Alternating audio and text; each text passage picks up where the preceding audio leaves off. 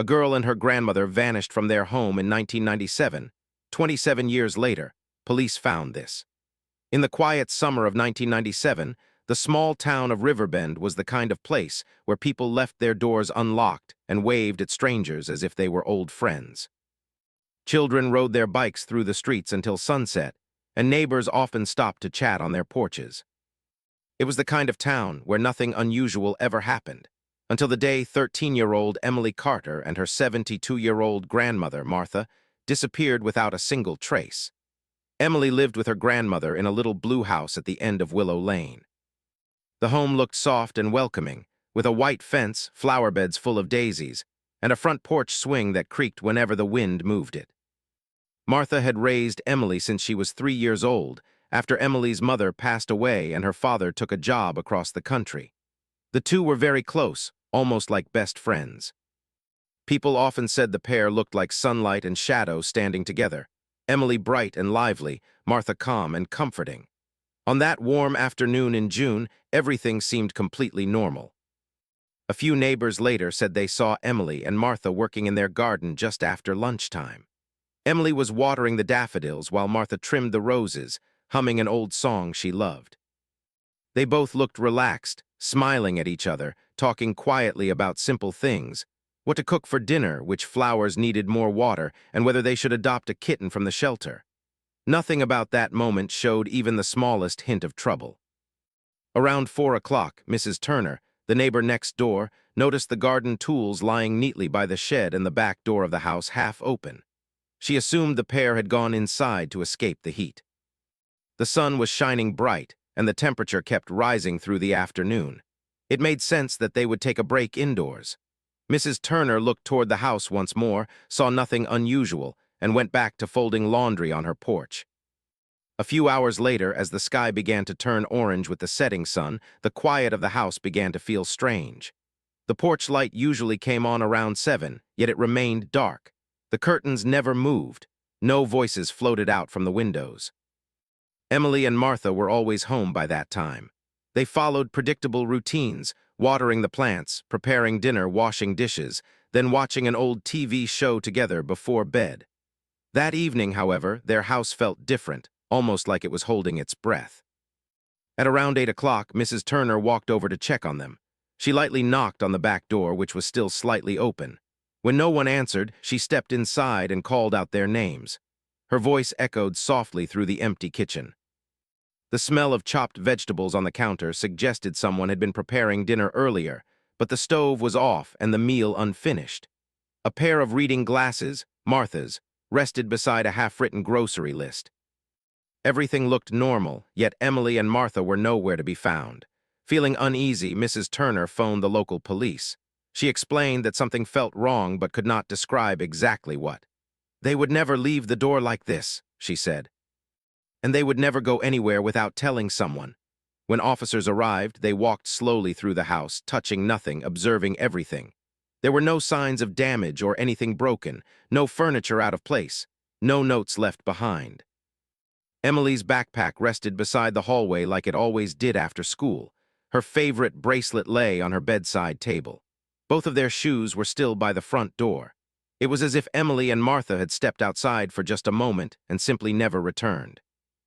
The officers checked the yard, the garden, the shed, and even the small wooded area behind the property. Nothing stood out. The soft ground near the back fence had a few footprints, but in a place where children often played and neighbors walked their dogs, footprints were common and not easy to identify. Still, one partial print near the edge of the trees caught the attention of a young officer. It seemed fresh, but without more evidence, it didn't mean much at the time.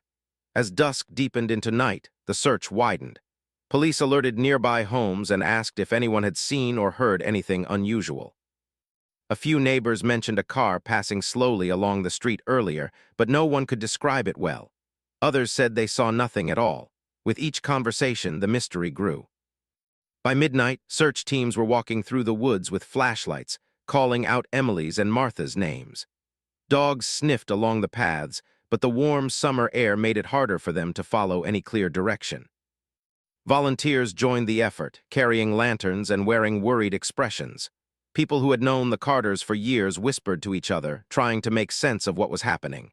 Maybe they went for a walk, someone suggested. At night. Without their shoes, another replied. Maybe they visited a friend. The back door was finally closed by the officers to protect the scene, but the air around the house felt strangely hollow, as though the warm energy Emily and Martha brought to it had been suddenly pulled away. Emily's father was contacted early the next morning. Shocked and heartbroken, he flew straight to Riverbend. He had always trusted Martha to take good care of his daughter, and he had never imagined a situation like this. Officers questioned him gently, knowing he lived far from town and had visited only a few times a year. He provided every detail he could, though none gave any useful clues. Over the next several days, the entire town came together in support. Flyers with the photos of Emily and Martha were posted on grocery store windows, gas station bulletin boards, and telephone poles. Schools held assemblies to remind children to be safe. Teachers spoke softly about hope and patience. Local churches organized prayer circles. People donated food and water to the search teams. The whole community felt the loss as if it were a heavy stone placed in the center of town. Reporters soon arrived from nearby cities. They stood in front of the quiet house, delivering live updates in calm, serious voices. No signs of foul play, they repeated. No confirmed leads. Their reports, though careful, only increased the worry surrounding the case. Some people began locking their doors at night for the first time in years. Despite the growing attention, the case made little progress. Every small clue led nowhere. A footprint that couldn't be matched, a car that couldn't be identified, a sound someone thought they heard but couldn't confirm.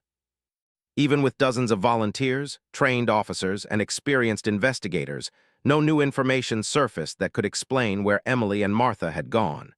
Still, the officers refused to give up. Detective Harris, a steady and thoughtful investigator, took a personal interest in the case. He spent hours reviewing maps, reports, and timelines, searching for the smallest detail that might have been overlooked. He described the case as a puzzle missing its corner pieces, and he promised the family he would continue searching. Weeks passed, and the warm summer air faded into the cooler winds of early autumn. The flowers in Martha's garden wilted without her gentle care. Mail piled up in the box. The porch swing sat still, untouched. The once lively home seemed to grow quieter with each passing day, as though holding on to its secrets. Eventually, the search had to slow down. Officers still followed new information whenever it appeared, but the number of leads became fewer and fewer. The case was never forgotten, but it shifted from a daily effort to something that rested in the background of the town's memory. People carried on with their lives, but they never truly stopped thinking about Emily and Martha. Some left small candles on the porch during holidays. Others planted flowers in their honor. Even after months, hope stayed alive in quiet, gentle ways. Years later, when people spoke about that summer, they often described it as the moment Riverbend changed. Life eventually returned to normal on the outside, but beneath the calm surface, the disappearance lingered like a soft echo. The town's sense of safety had been shaken, even though no one could point to a clear reason why or how. Everyone simply knew that something deeply puzzling had happened, something no one could explain. Through those years, the case file waited patiently inside the police station. The papers yellowed slightly, the ink faded a bit, but the names Emily Carter and Martha Carter remained clear on the cover. Officers who retired often mentioned the case as one that never left their thoughts. New officers heard about it on their first week at work. It became a quiet part of the town's story, unfinished, unsolved, and always remembered. And so, for 27 long years, the mystery stayed exactly where it began. A warm summer day, a quiet little home, and two people who simply vanished. What happened to them remained a question no one could answer. Yet the feeling that something important had been missed, that a clue was waiting somewhere, never fully disappeared. It was this lingering feeling that would one day lead investigators back to the case, back to Willow Lane, and back to the moment when everything changed. In the weeks following Emily and Martha's disappearance, the town of Riverbend tried to hold on to hope, but the quiet. Uncertainty slowly settled over everyone like morning fog that refused to lift. At first, the community believed the two would return at any moment, walking up the front steps of the little blue house with a story to tell. But as days turned into weeks and weeks turned into months, the gap left behind by their absence grew heavier, almost like an invisible weight pressing on the town. Detective Harris, who had taken personal responsibility for the case, continued to work each day with a calm focus. He spent long hours reviewing every note, map, and photograph. He went back to Willow Lane several times a week, standing in the yard, observing the house from different angles, quietly thinking about what could have happened. The grass grew taller around the garden, and the once bright flowers had faded without Martha's gentle care. Sometimes Harris would stand with his hands in his pockets, imagining the two going about their daily routines, hoping that understanding their habits would help him find a missing piece in the puzzle. He spoke with neighbors again, even those who had been questioned multiple times. He believed that sometimes people remembered small details only after they had time to reflect, but most neighbors had nothing new to share. They repeated what they had already said. Emily and Martha seemed happy, peaceful, and completely unaware that anything unusual might occur on that warm June afternoon. Still, Harris listened with patience. He understood that even the smallest change in someone's tone or a new detail about their daily life might help him understand the bigger picture. Yet every conversation ended in the same quiet pause, followed by sadness. One neighbor, an elderly man named Mr. Dunley, told Harris that he often saw Emily playing with chalk on the sidewalk and Martha sitting on the porch reading. They were good people, he said softly, kind and gentle. They didn't deserve to be forgotten. His voice cracked slightly at the last word, and Harris nodded with understanding. He felt the same way. As the summer turned into fall and fall into winter, the case slowly shifted from urgent to unresolved. New incidents in the town required attention, new families moved in, and life continued. The police department had limited staff and could not actively search every day for several months straight. Even Harris, committed as he was, had other responsibilities. But he never stopped thinking about Emily and Martha. Their case files stayed on the corner of his desk, never placed on a shelf. A year passed, and the town held a small candlelight gathering near the Blue House. People prayed, shared memories, and offered comfort to each other. Emily's father attended quietly, standing near the back with his hands clasped. He struggled every day with the unknown, finding it difficult to move forward without answers. He often visited the house, stepping inside slowly, as if he expected to hear his daughter's laughter. But he never did. When he visited the police department, he spoke with Harris privately. "Do you think they're still out there?" he would ask. Harris never gave false hope, but he also avoided discouraging words. He would say something like, "I still believe we can learn the truth," and he meant it. Although the investigation lacked progress, his determination stayed steady. He believed that every mystery left behind traces, details waiting to be discovered, clues that time had buried but not erased. However, time can be both helpful and unkind. While years can bring new technology and fresh perspectives, they can also fade memories, scatter witnesses, and hide evidence beneath layers of everyday life. As the years passed, many people grew less certain about their recollections of that summer. Some who had lived on Willow Lane eventually moved away. New families brought new stories, replacing the old ones. Children grew up hearing about the disappearance as a distant tale, something that happened long before they were born. Still, not everyone forgot. Some residents kept the memory alive in small, quiet ways. A few placed flowers near the fence of the Carter home during birthdays or holidays. Teachers who once taught Emily kept her school photo pinned to their bulletin boards, softly dusting around it each spring. And every year on the anniversary of the disappearance, a small news article would appear in the local paper, reminding readers that the case remained unsolved. Inside the police station, the file rested through the seasons. It was thick with handwritten notes, interviews, and maps, each page representing a moment of effort, hope, or frustration. New officers who joined the department often asked about it, curious about the story behind the two missing names. Some felt strangely drawn to the case, sensing the quiet sadness attached to it. Despite the lack of clear clues, Harris often returned to one detail, the partial footprint found near the property line. It was not large and could have belonged to almost anyone passing by. But something about it bothered him. It was slightly deeper than the others in the same area, as if the person who made it had paused, turned, or shifted their weight. He wondered if it belonged to Emily or Martha, or to someone else entirely. Without a complete photo or match, the print remained a quiet mystery inside the larger one. Late at night, when the station grew silent and most officers had gone home, Harris sometimes sat at his desk reviewing the case again. He studied timelines, distances, and behaviors. He pictured the little blue house, the open back door, the unfinished dinner on the counter, the glasses on the table. Everything seemed normal, yet something had caused two people to leave their home so suddenly. He asked himself simple questions. Why would they go? Who would they trust? Each question led to more questions, and none of them had answers. One winter evening, as snowflakes drifted softly outside the station windows, Harris made a decision. He gathered the file and placed it into a special folder labeled Cold Case, Active Review.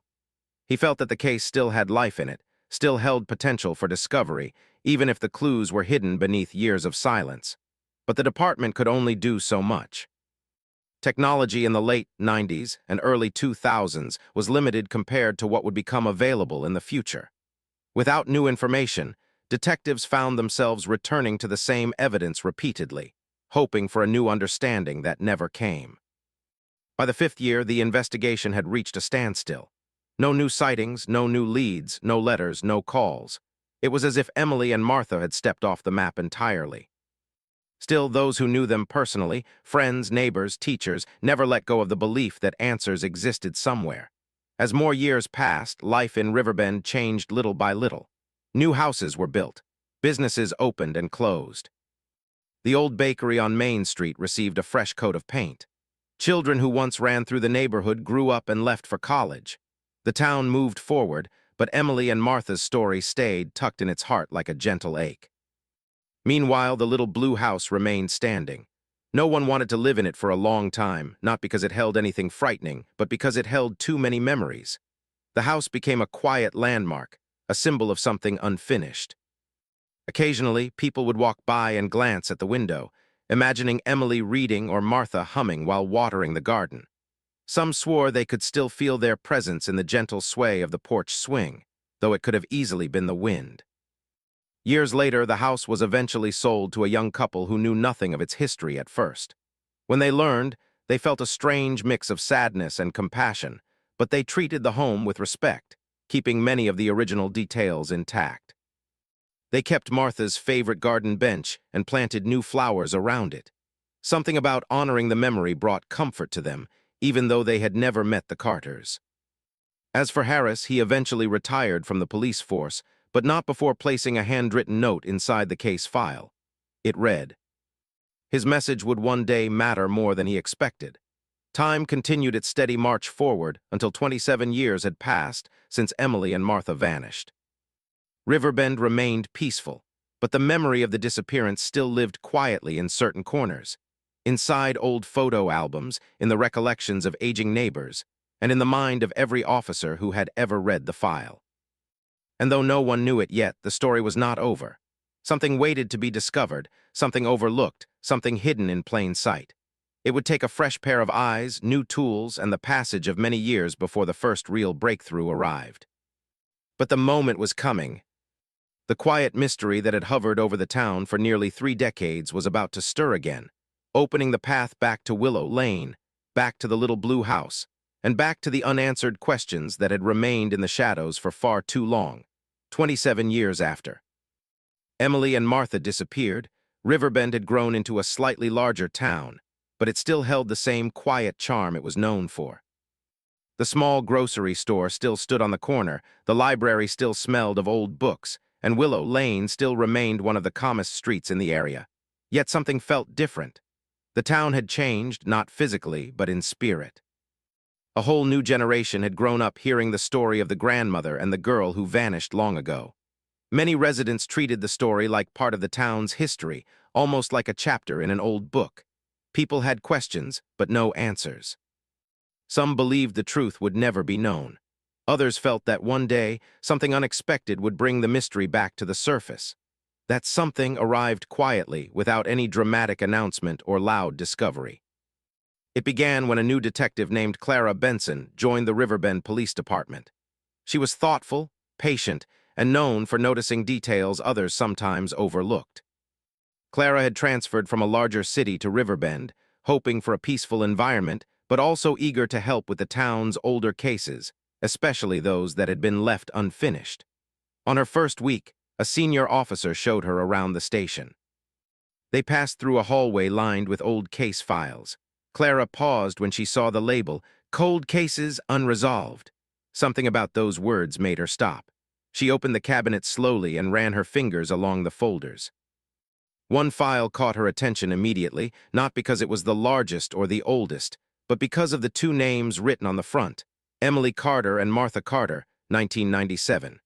She gently pulled the file out and opened it right there. Inside were photos, handwritten notes, maps of Willow Lane, interviews with neighbors, timelines of the day they disappeared, and even a few old newspaper articles. The paper had yellowed slightly with age, and the ink looked faded, but the emotion within the pages remained strong. Clara read through the file carefully, feeling a quiet ache in her chest as she learned the story. She imagined Emily watering flowers beside her grandmother, a peaceful afternoon suddenly becoming a mystery that stayed unsolved for nearly 3 decades. She imagined the little blue house, the unfinished dinner, the open back door. Everything felt too sudden, too strange, too incomplete. Clara believed that every story had an ending, even if time tried to hide it. When she reached the last page of the file, she noticed a small handwritten note paperclipped to the back. The handwriting was neat but slightly shaky, likely written by someone older. It read. She asked the senior officer about Harris, and he chuckled softly. "He retired years ago. Good man. That case never left his mind." Then he added quietly, "No one ever followed up on that note, though." Clara knew she had found her starting point. The next morning, she visited Willow Lane for the first time. The neighborhood looked calm, with children playing outside and neighbors tending to their lawns. The little blue house still stood at the end of the lane, though it now had a fresh coat of paint and a new family living inside. Clara didn't want to disturb them, so she walked along the side of the street, observing quietly. She studied the yard and the garden, imagining what it looked like in 1997. She pictured Emily and Martha laughing, trimming flowers, maybe planning dinner. Everything felt peaceful, almost too peaceful. Clara walked toward the back of the property, stopping near the fence. Beyond it were trees, bushes, and a stretch of land that dipped slightly downward. It wasn't a large area, but it felt untouched, almost forgotten. She stood there for a long moment, thinking about Harris's note. Why had he believed something was hidden in this area? What had he seen or felt that others overlooked? The next day, she returned with updated tools, something the department didn't have in the late 90s. Over the years, technology had improved significantly. Clara used mapping software, soil sensors, and ground scanning equipment to analyze the land behind the house without disturbing it. She wanted to observe first, then act. At first, everything looked normal, just layers of soil, roots, and rocks. But then she noticed something unusual. Beneath one section of ground, the soil pattern changed slightly, almost like it had been rearranged long ago. Not recently, but many years earlier. It wasn't a large area, but it was noticeable enough that Clara felt a flutter of interest. She took photos and notes, marking the spot carefully. Over the next few days, she returned several times to double-check the readings. Each time, the equipment showed the same result. Something beneath the earth was different. It didn't prove anything yet, but it was enough to justify a closer look. Clara brought her findings to the police chief. "I believe there's something behind the Carter home that was overlooked in 1997, she explained calmly. The chief looked at her thoughtfully. The case had been dormant for years, but Clara's quiet determination reminded him of Harris's dedication many years ago. "All right," he said at last, "let's reopen it." The news spread quickly through the department. Officers who remembered the original case felt a sense of renewed hope. Others, who had only heard about it in training, were intrigued. For a moment, it felt as though time had folded back, bringing the past into the present. Before doing anything on the land, Clara reached out to several people. She located the family living in the blue house and explained the situation gently. They were surprised but fully cooperative, offering access to the backyard and expressing sympathy for the long-ago tragedy. She also contacted Emily's father, who now lived in another state but still carried the memory of his daughter with him every day. When Clara told him the case was being reopened, he fell silent on the phone. She heard him breathe unsteadily before he finally spoke. "After all these years, thank you," he whispered. Clara assured him that she would keep him updated, but she also made it clear that she could not promise answers. She believed in honesty even when hope was involved. In the following week, a small team gathered behind the house. They walked slowly across the ground, placing markers and using gentle scanning tools to avoid disturbing anything prematurely. The weather was calm, blue skies, soft wind moving through the trees. It felt almost serene, as if the land itself had been waiting for someone to look closer. Clara focused deeply. Every reading, every detail mattered. She watched the scanners carefully, her eyes tracing the shapes and shades formed on the monitors. Most of the readings were ordinary, but one particular area pulsed with something different, a subtle but clear sign that the soil had been moved in the past. She asked the team to circle the spot with small flags. The marked area was not large, only a few square feet, but it seemed significant. Clara opened her notebook and wrote a quiet thought. This is where the story paused. Before any physical digging could begin, Clara submitted formal paperwork and waited for the required approvals. She wanted everything done properly, respectfully, and carefully. This was not just a case.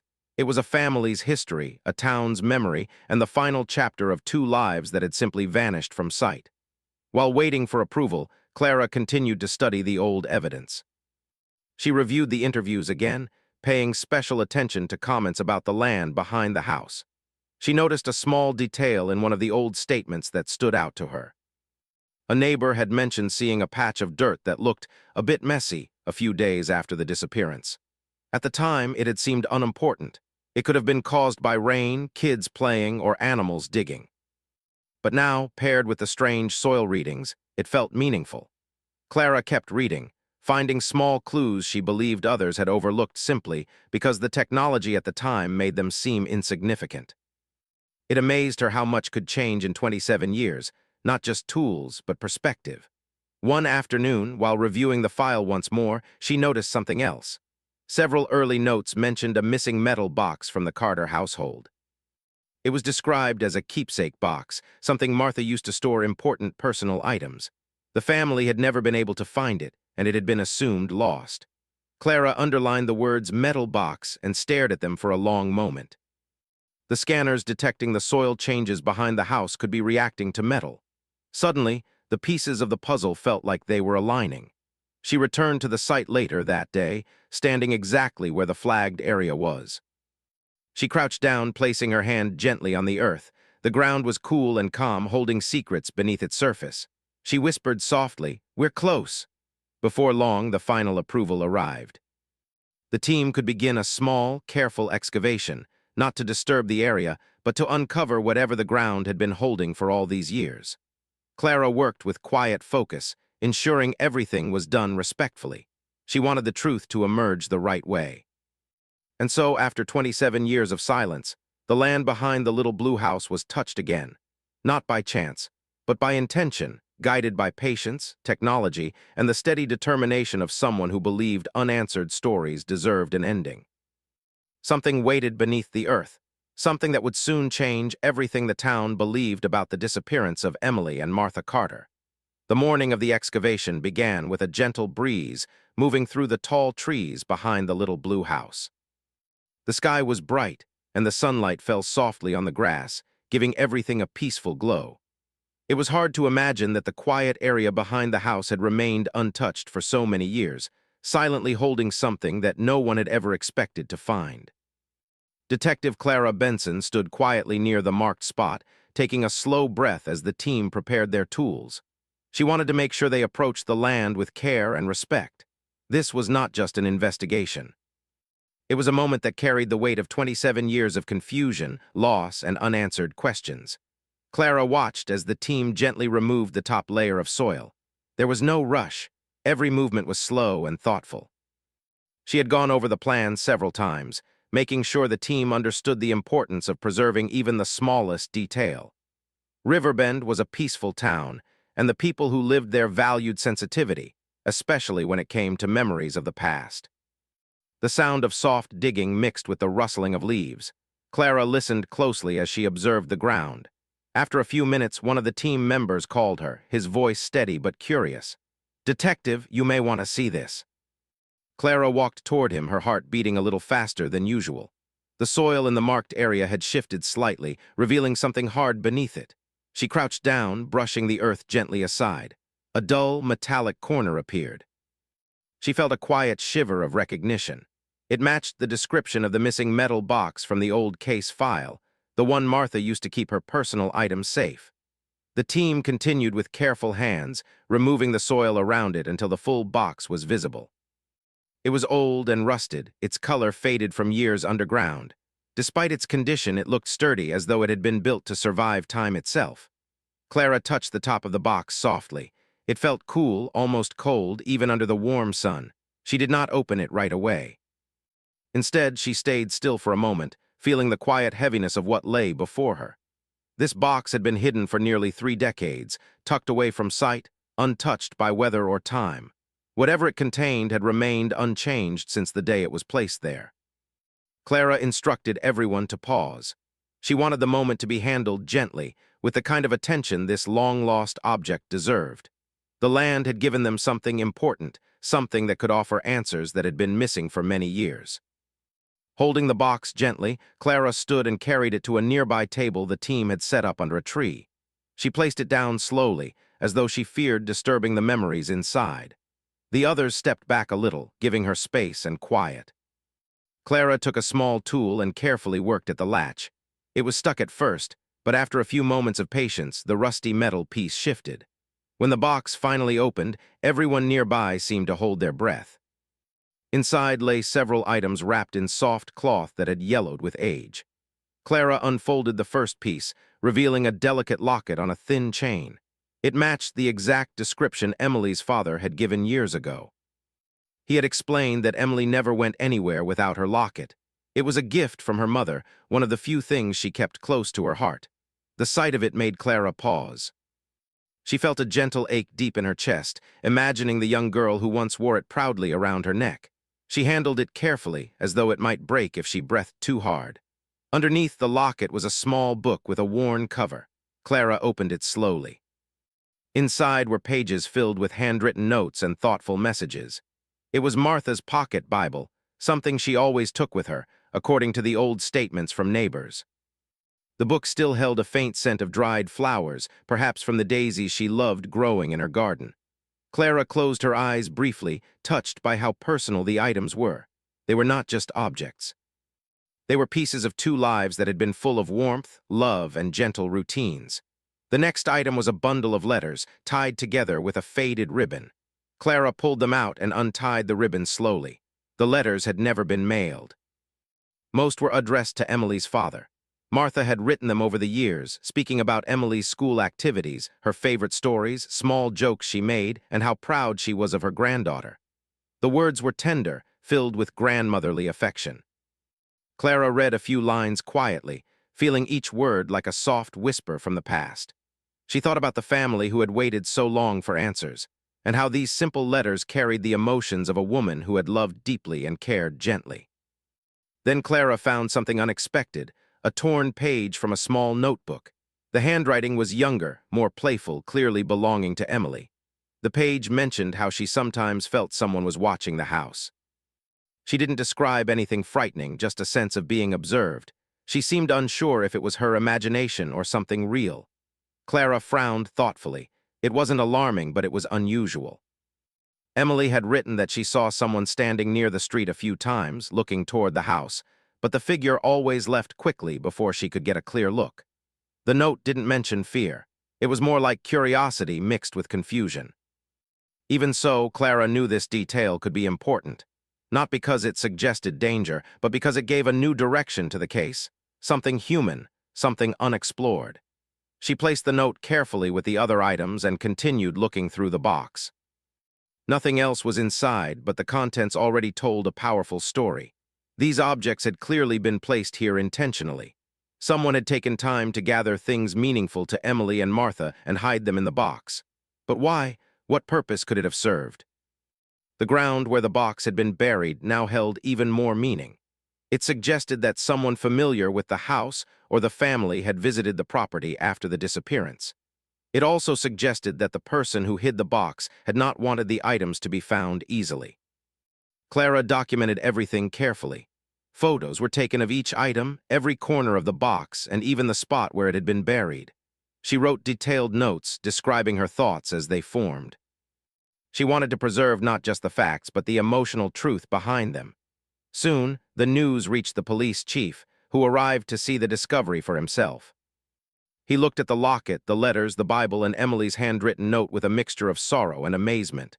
"After all these years," he murmured, shaking his head softly, "I never imagined we would find something like this." Clara nodded. "This changes things. It doesn't solve the mystery yet, but it gives us new questions, better questions." They returned the items to the station carefully. Clara spent the next several days reviewing everything with fresh eyes. She studied the letters, searching for small details about people Martha interacted with. She reread Emily's torn notes several times, thinking about whether anyone had been mentioned in earlier interviews who matched the vague description. The discovery brought renewed attention to the case from the community. Some older residents visited the station to share memories, hoping a forgotten detail might help. Many expressed hope that something meaningful would finally come to light. As Clara continued her work, she felt a steady sense of progress. For years, the case had stood still, but now it felt alive again. It felt open, as though a quiet part of the past had finally begun to speak. Even the land behind the house seemed different. Clara returned there a few times just to observe it. The soil was disturbed, the grass parted slightly, the air felt lighter, almost relieved. She believed that the earth itself had been holding its breath for 27 years, waiting for someone to listen closely enough to uncover what had been hidden beneath it. One evening, as she walked along Willow Lane, she noticed several old neighbors standing outside, talking softly. When they saw her, they waved gently. Clara approached them, and they began sharing stories, some she had already heard, but others new. They spoke about a man who used to live on the street years ago, someone who kept to himself. They mentioned seeing him near the Carter home before the disappearance, not doing anything wrong, just passing by more often than usual. Clara listened closely. She didn't jump to conclusions. She simply collected the details, letting them settle into her mind like puzzle pieces waiting for the right moment to connect. That night, Clara looked again at the torn page from Emily's notebook. She read the lines describing the person Emily thought she saw. The details were vague, but they matched what some neighbors remembered. Clara closed the notebook slowly. The box had not only revealed memories. And the next step was clear. It was the beginning of a new chapter, one that would bring the truth closer than it had ever been before. The days following the discovery of the metal box were filled with a new kind of energy inside the Riverbend Police Department. Everyone felt as though the case, which had been silent for almost 30 years, was finally whispering its story again. For the first time in decades, there were new clues, new questions, and new reasons to hope that Emily and Martha's disappearance could be understood. Detective Clara Benson stayed focused, patient, and steady. She knew the path ahead would require careful steps, not quick guesses. The items found in the box, Emily's locket, Martha's Bible, the letters, and the torn note, were powerful reminders of two gentle lives that had gone missing so many years earlier. But they were also hints toward something more, something hidden beneath layers of time and memory. Clara decided her next step would be to learn everything she could about the people who once lived on Willow Lane, especially those who moved away shortly after the disappearance. She visited the town's record office, where old property documents were stored. Dusty folders lined the shelves, and the room smelled faintly of paper and ink that had aged with the years. She pulled out the files related to the neighborhood from the year 1997. One name stood out right away, a former neighbor who lived only a short distance from the Carter home. According to the records, he had sold his house and moved away just weeks after Emily and Martha vanished. There was no note about where he went, no forwarding address, and no return visits in all the years since. Clara wrote the name down slowly, not jumping to conclusions but acknowledging the unusual timing. She took the name back to the department and began looking through old interviews. To her surprise, he had been interviewed only once. The notes said he was polite, said he knew very little, and didn't seem connected to the case. He was not considered a person of interest at the time because nothing specific linked him to the disappearance. The town was peaceful then, and people tended to assume the best of their neighbors. Still, Clara couldn't ignore the quiet detail that he had left so quickly. She decided to learn more about him, but she wanted to approach everything gently. She believed in patience, letting the truth come forward naturally rather than forcing it. Meanwhile, news of the reopened case spread through Riverbend once again. People who had lived in the town for decades began remembering old stories they hadn't thought about in years. Some came forward with small memories like seeing someone walking down the street, or hearing a car late at night, or noticing unfamiliar faces near the neighborhood many years ago. Most of the memories were unclear, softened by time, but Clara noted each one carefully.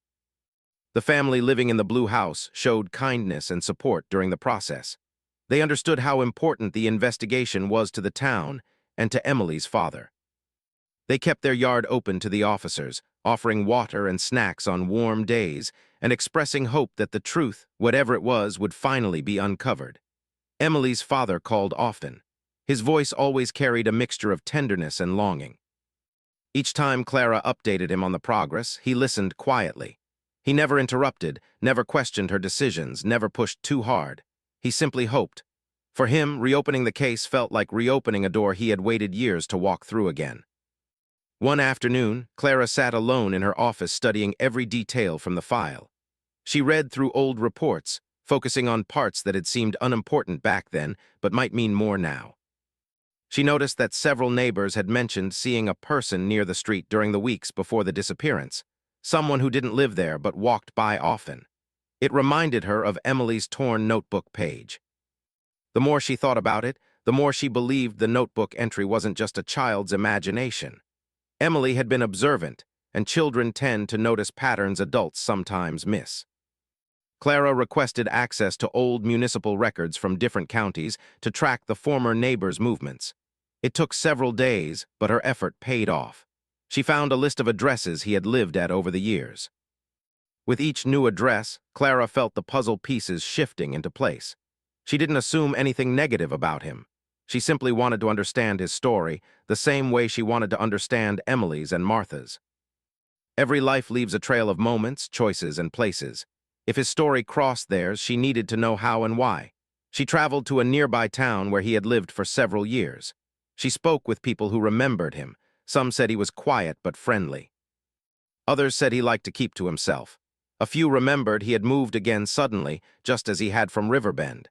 None of this proved anything, but Clara stored each detail gently in her mind. Back in Riverbend, Clara continued comparing old case notes with new information.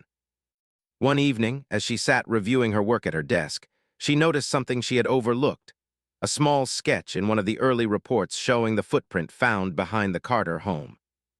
The drawing included a slight curve near the heel, a unique shape that might not match many shoes. Clara compared it to modern patterns.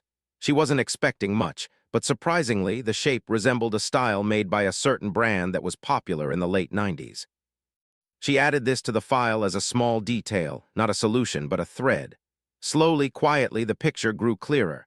Weeks went by as Clara continued to gather information, connecting the old timeline with the new clues. She did not rush. She treated each piece like a delicate leaf that could crumble if handled too roughly. One day, while reading the interviews for the 10th time, she noticed a detail from a neighbor named Mrs. Turner. It was simple, something that had been overlooked because it didn't seem relevant back then. Mrs. Turner had mentioned hearing soft footsteps behind the house around dusk the night of the disappearance. She thought it was just an animal or one of the local children. Clara closed her eyes and pictured the area again, the gentle slope of land, the trees, the old fence. The footsteps, the unusual soil pattern, the box buried so carefully. The clues did not contradict each other. Instead, they softly guided her toward a deeper understanding of what might have happened. Clara decided to organize everything into a timeline, a clear sequence that tied the small clues together. She worked on it for hours, using markers, photos, notes, and maps. When she finally stepped back, she realized something important. The clues weren't pointing to a single event, but rather to a gradual series of moments leading up to the disappearance. It wasn't sudden. It wasn't random. It had formed slowly, like a quiet story unfolding in the background while no one noticed. Still, the timeline did not clearly explain where Emily and Martha had gone. It only suggested they left the house willingly or peacefully. There were no signs of a struggle, no signs of fear, nothing broken or disturbed. The items in the box indicated someone cared enough to keep their belongings safe, someone who wanted to hide them but not destroy them. This gentle detail changed everything for Clara. It suggested that the case might not be a story of harm at all, but of confusion, separation, or a difficult situation that had led to their disappearance. A peaceful explanation suddenly felt possible. Clara began working through theories that focused on misunderstanding, accidental events, or situations where people might leave unexpectedly without telling others. She studied similar cases from other towns, some involving families who moved quietly to escape pressure, some involving individuals who needed help, some involving long-lost relatives appearing after many years. She felt she was getting closer, even if she still didn't know the entire truth.